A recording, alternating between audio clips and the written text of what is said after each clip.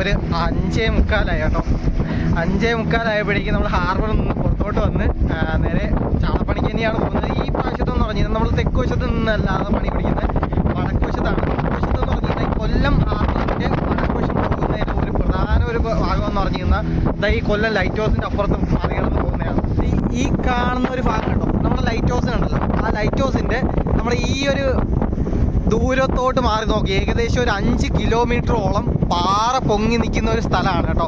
നിങ്ങൾക്ക് പറഞ്ഞാൽ മനസ്സിലാവത്തില്ല. ഒരുപാട് മരണങ്ങൾ, ഒരുപാട് ആൾക്കാരെ കിട്ടാണ്ടായതൊക്കെ ഉള്ള ഒരു മറ്റ് സ്ഥലങ്ങൾ അപേക്ഷിച്ച് നോക്കുകയാണെന്നുണ്ടെങ്കിൽ നമുക്ക് ഇവിടെ നിന്ന് വടക്കോട്ട് ഓടണമെങ്കിൽ കരയിൽ കൂടെ തന്നെ ഓടിപ്പോകായിരുന്നു. പക്ഷേ എന്നാൽ ഈ കൊല്ലം ഭാഗത്ത് നോക്കിക്കഴിഞ്ഞാൽ ഏകദേശം ഒരു 10-13 മാറിൻ്റെ ഉള്ളിലൂടെ മാത്രമേ നമുക്ക് വള്ളം ഓടിപ്പോകാൻ പറ്റത്തുള്ളൂ. നമ്മളെ ഈ കൊല്ലം ഭാഗത്ത് കയറി കഴിഞ്ഞാൽ കൊല്ലം ലൈറ്റ് ഹൗസിൽ നിന്ന് ഏകദേശം ലൈറ്റ് ഹൗസിൻ്റെ നേരെ നിന്ന് ഏകദേശം ഒരു 10-13 മാറിൻ്റെ ഉള്ളിലൂടെ വേണം ഏതെങ്കിലും ഒരു വള്ളങ്ങൾ, വലിയ വള്ളങ്ങളാവട്ടെ ചെറിയ വള്ളങ്ങളാവട്ടെ, അതൊക്കെ ഓടിപ്പോവേണ്ടത്. കാരണം എന്ന് പറഞ്ഞു കഴിഞ്ഞാൽ ഈ ഒരു ഭാഗങ്ങളിലെല്ലാം നമ്മൾ ഈ തുറന്നു നടക്കുന്ന ഭാഗങ്ങൾ ഇപ്പം കാറ്റ് മാത്രമേ നിൽക്കുന്നുള്ളൂ. കടലിൻ്റെ പൊക്കത്ത്, അതായത് ഉയരം കൂടിയിട്ടില്ല. ഉയരം കൂടുന്ന സമയത്തെല്ലാം കടലടിക്കും. അത്രമാത്രം ഡേഞ്ചറസ് ആയിട്ടുള്ള ഒരു പ്ലേസാണ്. കാര്യം എന്ന് പറഞ്ഞു കഴിഞ്ഞാൽ മലകളുണ്ടല്ലോ, കടലിൻ്റെ അടിത്തട്ടിലുള്ള മലകൾ ഒരു ലിമിറ്റ് വരെ പൊങ്ങിയിരിക്കത്തുള്ളൂ. ചില സ്ഥലങ്ങളിലെന്ന് പറഞ്ഞു കഴിഞ്ഞാൽ നല്ലപോലെ ഹൈറ്റിൽ പൊങ്ങിയിരിക്കും. അങ്ങനെയുള്ള ഭാഗങ്ങളിലെന്ന് പറഞ്ഞു കഴിഞ്ഞാൽ തിരമാലകൾ ശക്തിയായിട്ട് പൊങ്ങി വരുന്ന സ്ഥലത്ത് തന്നെ അടിക്കും. അപ്പോൾ വള്ളങ്ങൾ ആ ഭാഗത്തെങ്ങാനും പോയി പെട്ട് കഴിഞ്ഞ് കഴിഞ്ഞാൽ നേരെ പറയണ്ടല്ലോ. അപ്പോൾ അത്രയും ഡേഞ്ചർ ആയിട്ടുള്ള ഒരു സ്ഥലമാണ് ഈ കൊല്ലം ഹാർബറിൻ്റെയും നീണ്ടകരയുടെയും ഇടയിലുള്ള ഈ ഒരു കുറച്ച് സ്ഥലം. അപ്പോൾ ഇത്രയും ഭാഗത്ത് മല പോലെ ഉള്ളതുകൊണ്ട് തന്നെ വള്ളങ്ങളൊന്നും ഈ ഭാഗത്തിലൂടെ ഓടിപ്പോകത്തില്ല. അത്യാവശ്യം ഉള്ളിലോട്ട് ഏകദേശം ഒരു 13 മാറെന്ന് പറഞ്ഞു കഴിഞ്ഞാൽ ഏകദേശം 10-20 മീറ്റർ താഴ്ചയുടെ ഉള്ളിലൂടെ ആയിരിക്കും വള്ളങ്ങളെല്ലാം പോകുന്നത് കേട്ടോ. അപ്പോൾ അത്രയും ഉള്ളിലൂടെ കയറിയിട്ട് വേണം നമ്മൾ വടക്കോട്ട് പോകാൻ വേണ്ടിയിട്ട്. അല്ലാതെ പോയി കഴിഞ്ഞ് കഴിഞ്ഞാൽ പണി എപ്പോഴൊന്നുമില്ലാതെ കിട്ടും. രാത്രി ആയിരുന്നാലും ശരി, പകലായിരുന്നാലും ശരി. ഇവിടെ നിന്ന് കൊല്ലത്തുനിന്ന് പണിക്ക് പോകുന്നവർക്കറിയാം, അറിഞ്ഞൂടാത്തവർക്ക് വേണ്ടിയിട്ടാണ് ഞാൻ ഈ ഒരു കാര്യം പറഞ്ഞു തരുന്നത്. അത്യാവശ്യം കുഴപ്പമില്ലെങ്കിലും കാറ്റ്, നല്ല തണുത്ത കാറ്റ് വീശുന്നുണ്ട്. അപ്പോൾ ഇന്നത്തെ ദിവസം നമ്മൾ 3 പേര് മാത്രമേ ഉള്ളൂ. കാരണം ബാക്കിയുള്ളവർ പകലത്തെ ഷിഫ്റ്റ് പോകാൻ വേണ്ടിയിട്ട് നിൽക്കുവാണ്. എനിക്കാണെങ്കിൽ അത്യാവശ്യം ഷോൾഡർ പെയിൻ ഉള്ളതുകൊണ്ട് ഞാൻ വേണ്ടാന്ന് വിചാരിച്ചിരുന്നതായിരുന്നു. പക്ഷേ കയറാണ്ടിരിക്കാൻ പറ്റത്തില്ലല്ലോ. നമ്മൾ 3 പേര് മാത്രമേ ഉള്ളൂ പണിക്ക്. അത്യാവശ്യം പറ്റുന്ന രീതിയിലുള്ള വീഡിയോസൊക്കെ എടുക്കാം. ഇല്ലാത്ത പക്ഷമെന്ന് പറഞ്ഞു കഴിഞ്ഞാൽ മീൻ കിട്ടാത്തതുകൊണ്ടാണ് പകുതി കൂടുതലും വീഡിയോ എടുക്കാത്തത്. വേറെ ഒന്നും വിചാരിക്കല്ലേ. ഞാൻ ചില വീഡിയോസൊക്കെ എടുക്കണമെന്ന് വിചാരിക്കും. പക്ഷേ മൊബൈൽ ആയതുകൊണ്ട് നമ്മൾ ഗോപ്രോ പണ്ട് ഗോപ്രോ ഉണ്ടായിരുന്ന സമയത്തൊക്കെ എന്ന് പറഞ്ഞു കഴിഞ്ഞാൽ എങ്ങനെയെങ്കിലും ഫുൾ വീഡിയോ അങ്ങ് എടുത്ത് ഇടാം എന്നുള്ള മൈൻഡായിരുന്നു. പക്ഷേ ഇപ്പോൾ ഗോപ്രോ വാങ്ങിച്ച് മടുത്തടേ. ഒരുപാട് ഗോപ്രോ നല്ലപോലെ പൈസ ഇറക്കിയിട്ടുള്ളത് ഈ ക്യാമറയുടെ കാര്യത്തിലാണ്, ഗോപ്രോയുടെ കാര്യത്തിലാണ്. വേറെ ഒന്നും പറയാനില്ല. ആ ഗോപ്രോ ആദ്യം വാങ്ങിക്കും, ഒരാഴ്ച ഓടും, പിന്നെ കടലിലുള്ള വെള്ളത്തിലുള്ള പണിയായതുകൊണ്ട് തന്നെ പിന്നെ നമുക്ക് കുറ്റം പറഞ്ഞിട്ട് കാര്യമില്ല. വാട്ടർ റെസിസ്റ്റൻ്റ് ആയിട്ടുള്ള ഗോപ്രോ പോലെ അടിച്ചു പോകും. മഴയും കാറ്റൊക്കെ വരുന്ന സമയങ്ങളിൽ വീഡിയോ എടുക്കാൻ പറ്റത്തില്ല. ഫോൺ എടുത്ത് അകത്ത് വയ്ക്കും. പിന്നെ പണി തീർന്നിട്ടായിരിക്കും ഫോൺ എടുക്കുന്നത്. അല്ലാതെ ഫോൺ ഇടയിൽ പോയി എടുക്കാനൊന്നും പറ്റത്തില്ല. പിന്നെ അത് ആൾക്കാർക്ക് മുഷിപ്പുണ്ടാകും. അതുകൊണ്ടാണ് എടുക്കാതെ കേട്ടോ. അപ്പോൾ ഏതായാലും ഇനി മഴ പെയ്തില്ലെങ്കിൽ നല്ലൊരു കാഴ്ചയാണ്. ഇങ്ങനെ മാറിലിട്ടാൽ മതി. ഒരു മാറ തന്നെയാ. ഏത് ആ സൈഡ്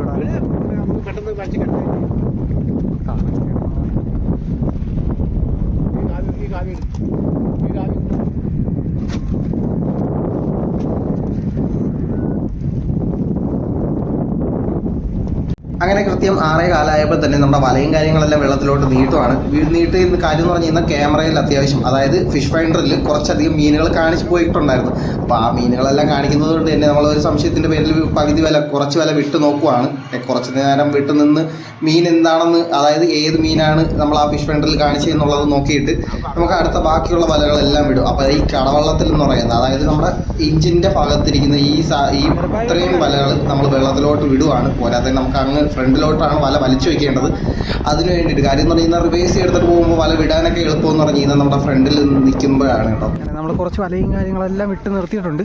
നമ്മളെ കൊല്ലം തൂക്ക് തന്നെയാണ്. അതായത് നമ്മൾ ഹാർബറിൻ്റെ ഈ ഒരു ഭാഗത്തോട്ട് കാണുന്നതൊക്കെ കഴിഞ്ഞ് ഏകദേശം ഒരു 10-11 മാർ താഴ്ചയുള്ള കടലിൽ അങ്ങനെ ബാക്കി പകുതി വല വച്ചിട്ട് അങ്ങനെ കൃത്യം 7:45 നമ്മൾ വലയും കാര്യങ്ങളെല്ലാം വലിക്കാൻ തുടങ്ങി. വലയിലാണെന്നുണ്ടെങ്കിൽ നൊത്തോലി, ചൂര, ചാള തുടങ്ങിയ മീനുകളെല്ലാം തട്ടിപ്പെട്ട് വരുന്ന, അതായത് കുറഞ്ഞ മീനുകൾ മാത്രം വന്നിട്ടുണ്ടായിരുന്നുള്ളൂ. നൊത്തോലിയായിരുന്നു കൂടുതലും കാണിച്ചത്. അതുകൊണ്ട് തന്നെ നൊത്തോലി അത്യാവശ്യം വലയിൽ കെട്ടിയിട്ടുണ്ടായിരുന്നു. അപ്പോൾ ഈ നൊത്തോലിയുള്ള സ്ഥലത്തെന്ന് പറഞ്ഞു കഴിഞ്ഞാൽ നമ്മുടെ ചാള മീൻ അധികം കാണത്തില്ല. അപ്പോൾ കാണാത്തത് കൊണ്ട് തന്നെ നമ്മൾ വലയും കാര്യങ്ങളെല്ലാം വലിച്ചെടുക്കുന്ന ഒരു കാഴ്ചയാണ്. അതിൻ്റെ കൂടെ തന്നെ ചെറിയ ചെറിയ പാരയും മീനൊക്കെ വരുന്നുണ്ട്. അപ്പോൾ നമുക്കിതെല്ലാം വലിച്ചിട്ടതിന് ശേഷം ബാക്കി എന്താണെന്നുള്ളത്, എത്ര മീനുള്ളതെന്നുള്ളത് നമുക്ക് കാണിക്കാം കേട്ടോ. അങ്ങനെ വലയുടെ എൻഡെത്താറായപ്പോൾ ഈ കാണുന്ന വെള്ള കളറിൽ കണ്ടില്ലേ, നമ്മുടെ ചൂരമീനും പാരയാണ് കേട്ടോ. അതായത് നമ്മുടെ ഉരുളം പാര എന്നൊക്കെ പറയും, അങ്ങനെയുള്ള ഒരു മീനാണ്. അപ്പോൾ ആ മീനൊക്കെയാണ് കയറി കയറി വരുന്നത്. അത്യാവശ്യം ചെറിയ പാര തന്നെ. ഈ ചാളവലയിലെന്ന് പറഞ്ഞാൽ വലിയ വലിയ മീനുകളൊന്നും അധികം കിട്ടത്തില്ല. കെട്ടിയാലും ഉടക്കി നിൽക്കുന്നത് മാത്രമായിരിക്കും, അല്ലാതെ കൂടുതലായിട്ടൊന്നും കാണത്തില്ല കേട്ടോ. ആദ്യത്തെ പ്രാവശ്യം നമ്മൾ പകുതി വല അങ്ങ് വിട്ട് നോക്കിയപ്പോൾ എല്ലാ ടൈപ്പ് മീനും ഉണ്ട്. ചെറിയ ടൈപ്പ് ചൂര, ഒരു കണ്ണൻകൊഴിയാള, ചാള, ചെറിയ അയക്കൂറ. ഈ സമയത്തൊക്കെ ഈ മീൻ ഒരുപാട് ലച്ചമലയിലൊക്കെ കിട്ടും കേട്ടോ. ഈ ടൈപ്പ് മീനൊക്കെ നല്ല ടേസ്റ്റേറിയ മീനും കൂടിയാണ്. ചെറിയ മീനൊക്കെ എന്ന് പറഞ്ഞാൽ നല്ല ടേസ്റ്റ് ആയിരിക്കും വലുതിനേക്കാളും. ചാള കണ്ടില്ലേ, പിടച്ചോണ്ടിരിക്കും. പിടക്കണ ചാള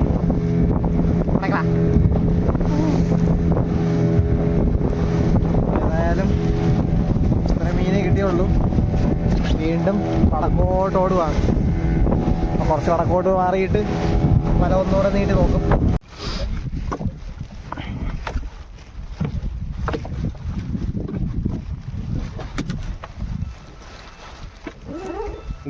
മല വച്ചിട്ട്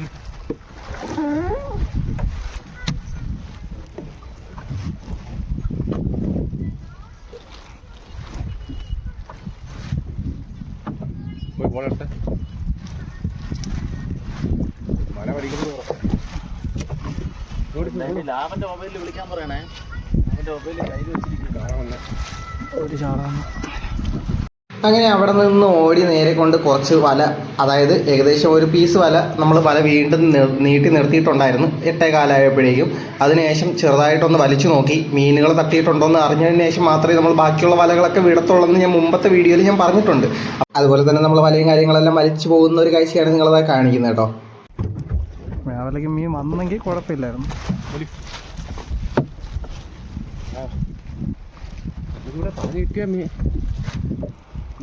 മടവൊന്നും ചെയ്യണത് ക്ഷമ 2 മാർ പോയി.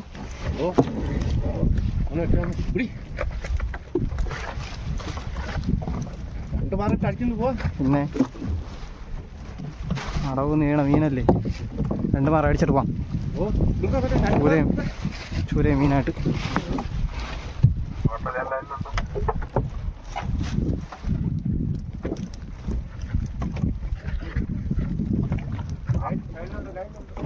ആ മുടിച്ചാട്ടി ഇട്ടാ മതി.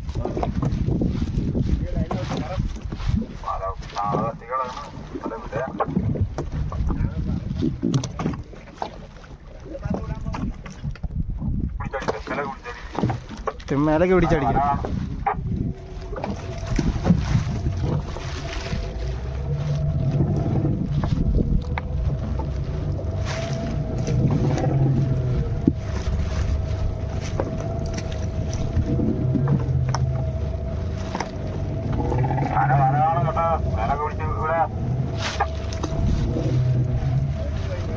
പതുക്കേടെ സമാധാനമാണ്.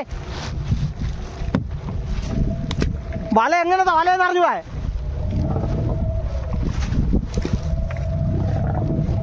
മീൻ കണ്ട വെപ്രാളാണ്.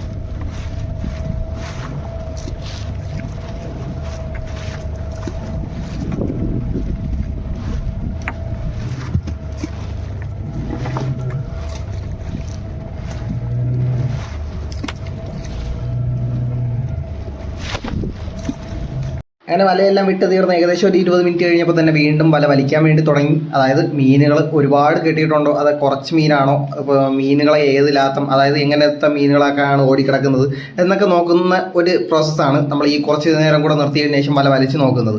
അപ്പോൾ മീനുകൾ ഒരുപാട് തട്ടിയിട്ടുണ്ടെങ്കിൽ നമ്മൾ സാധാരണ വല വിട്ട് നിർത്താറില്ല, അപ്പം തന്നെ വലിച്ചെടുത്തുകൊണ്ട് പോകും. കാര്യം എന്ന് പറഞ്ഞു കഴിഞ്ഞാൽ മീനുകൾ ഒരുപാടായി കഴിഞ്ഞാൽ അധികമായ അമൃതും വിഷം എന്ന് പറയുന്നത് പോലെ തന്നെ നമ്മൾ മീനുകൾ ഒരുപാടായി കഴിഞ്ഞാൽ വലേനെ നേരെ താഴോട്ട് വലിച്ചുകൊണ്ട് പോകും കേട്ടോ. വെയിറ്റ് കാരണം മീൻ ചത്ത് വെയിറ്റ് കാരണം താഴോട്ട് വലിച്ചുകൊണ്ട് പോകും. പിന്നെ വലിക്കാനും പാടായിരിക്കും. തറയിൽ പോയി ഏതെങ്കിലും തറയുടെ പാലിലൊക്കെ ഉടക്കി കഴിഞ്ഞാൽ വലയും കാര്യങ്ങളൊക്കെ പൊട്ടിപ്പോകാറുണ്ട്.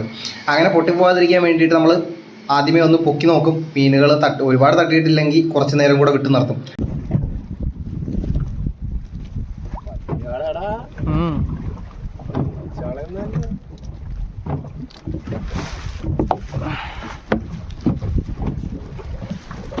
നമ്മുടെ വല കള്ളം പറകില് കണക്ക് നീങ്ങുന്ന വൈപ്പ് തട്ടിപ്പെട്ടി കിടക്കണേ. കുറച്ച് നേരം കൂടെ വിട്ട് നിർത്താം. കുനിഞ്ഞ കണക്കിന് കിടക്കണ്, മടവൂന്നി കിടക്കണില്ലേ.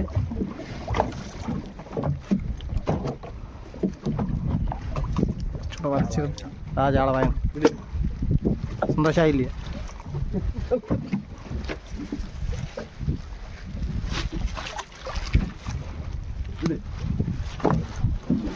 Happy happy. നീ എത്ര സ്പീഡിന് കൊണ്ടുപോയാലും ഇവിടെ മട വിടണല്ലേ. ഞാൻ പറഞ്ഞുതരാം, നമ്മള് തൂക്കിലേക്കാണ് വെപ്രാളം കാണിക്കല്ലോ ഒരിക്കലും. എത്ര നിക്കുന്നില്ല കൈ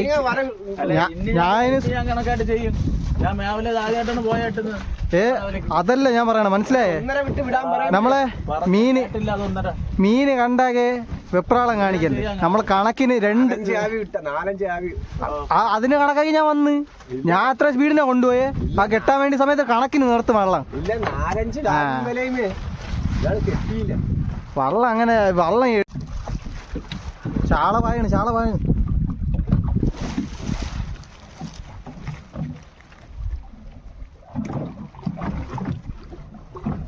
62 തന്നെ.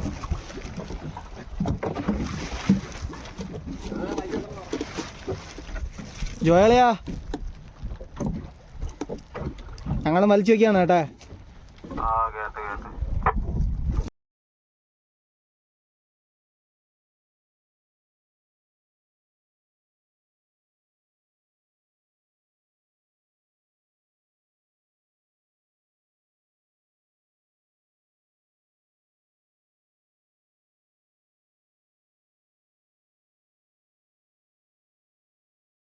അങ്ങനെ മുന്തിരിക്കുലകൾ തൂങ്ങിക്കിടക്കുന്നത് പോലെ തന്നെ ചാളമീന് കെട്ടി വരുന്ന ഒരു കാഴ്ച കണ്ട. അപ്പോൾ ഇങ്ങനെയൊക്കെ വരുന്ന സമയത്താണ് നമ്മൾ വലയും കാര്യങ്ങളെല്ലാം വലിച്ചിടുന്നത്. അപ്പോൾ വല വലിച്ചിട്ടിട്ട് നമ്മൾ ഇത് കരയിൽ കൊണ്ടുപോയിട്ട് ഒരുപാട് മീനാകുമ്പോഴേക്കും ഒരുപാട് പേര് പറയും മണ്ടം മണിയാണ്, മീനൊക്കെ അടിച്ച് അടിയിലുള്ള മീനൊക്കെ വേസ്റ്റായി പോകും. അങ്ങനെ വേസ്റ്റായി പോകാറുണ്ട്, കുറച്ച് മീനൊക്കെ വേസ്റ്റായി പോകാറുണ്ട്. അല്ലാത്ത പക്ഷം എന്ന് പറഞ്ഞാൽ മീനുകളൊക്കെ എന്ന് പറഞ്ഞാൽ ഏകദേശം 1 മണിക്കൂറുണ്ടെന്നൊക്കെ മീനൊക്കെ അടിച്ചെടുക്കാറുണ്ട്. ഇതിൽ കൂടുതൽ മീൻ കിട്ടിയാലും ആൾക്കാർ, കരയിലുള്ള ആൾക്കാർ മീൻ കഴിക്കാൻ വേണ്ടിയിട്ട് മാത്രമായിട്ട് ഒരുപാട് പേര് വരും.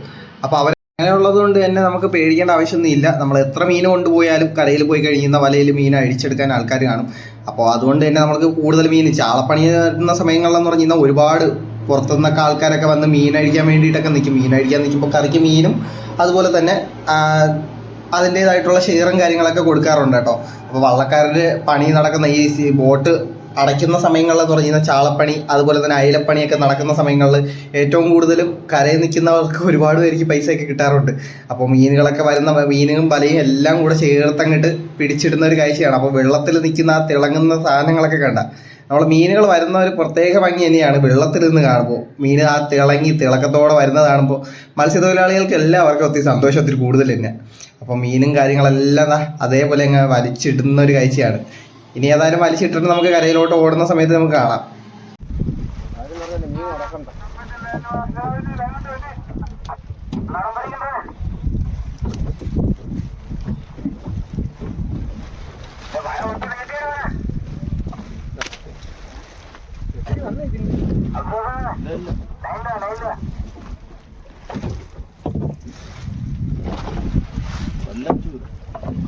എല്ലാ ചൂരയും ഉണ്ട്.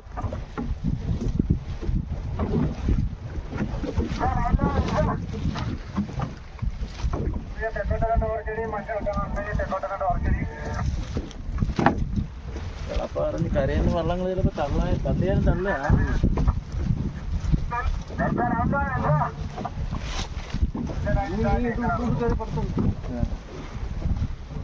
വെള്ളക്ക് ഇത് ഉള്ളിൽ കയറി പാടും.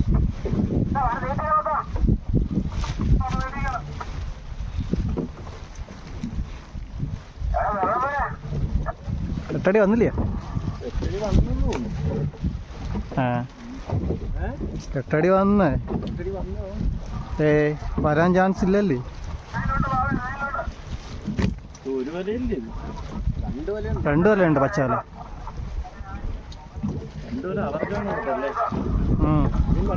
ഇത് രണ്ട് വലയുണ്ട്. നമ്മളപ്പോ രണ്ട് വല ഉണ്ടായിരുന്നല്ലോ. 35-36 ഇനി താൻ വരുമെന്ന് തോന്നുന്നു. ഷോപ്പ് പോലെ വന്നല്ലേ ഉള്ളൂ. എട്ടടി ചെയ്യണല്ലേ?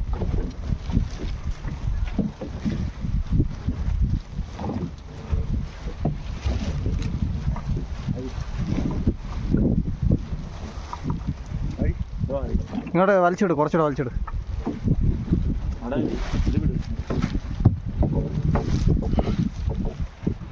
മടവല അവിടെയാണ് കയറ്റി.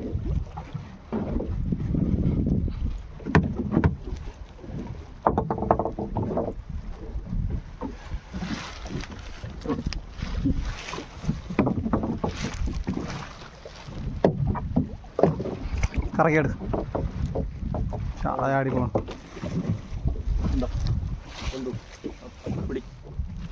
മടയുണ്ടല്ലേ?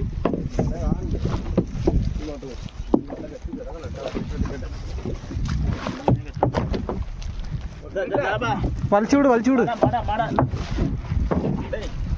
മട വലിച്ചെങ്കിലും എടുക്കാം നമുക്ക്. ഒരുമിച്ച് കൊണ്ടുപോകണേ പാടാണ്, അത് മനസ്സിലാക്കിക്കൂടാ.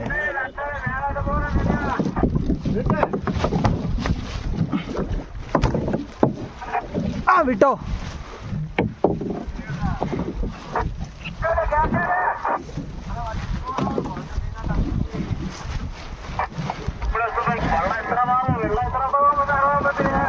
വെട്ടമെടുത്തിട്ടെന്നെങ്കിലും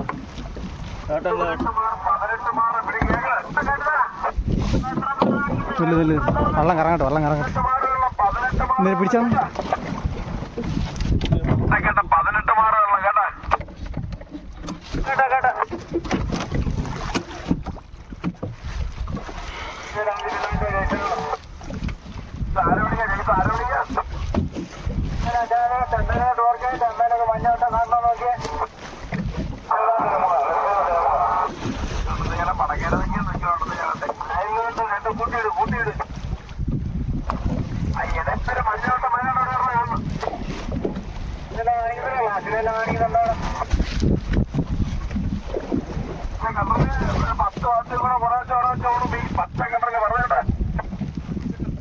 പച്ച കളർ.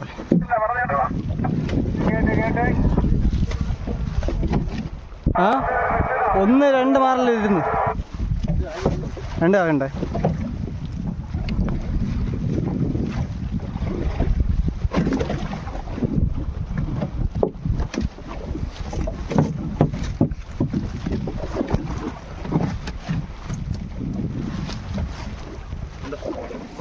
പിടിക്കും.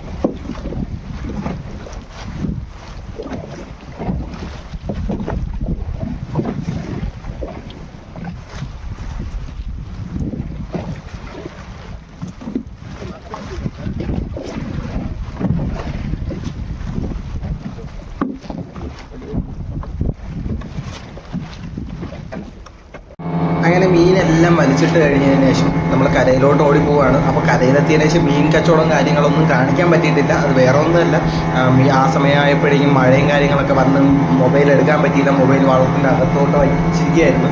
അതൊക്കെ കഴിഞ്ഞ് മഴയൊക്കെ തീർന്നപ്പോഴേക്കും നമ്മൾ മീനും കാര്യങ്ങളെല്ലാം വിറ്റ് തീർന്നിട്ടുണ്ട്.